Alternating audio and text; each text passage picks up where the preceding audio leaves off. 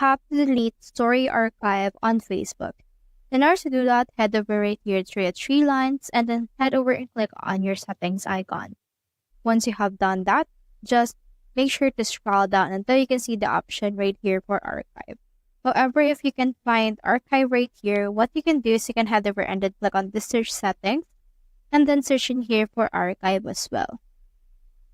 So here's our archive right here. We have in here a lot of things that we can choose from. Here you can see the archiving your stories, so click on that.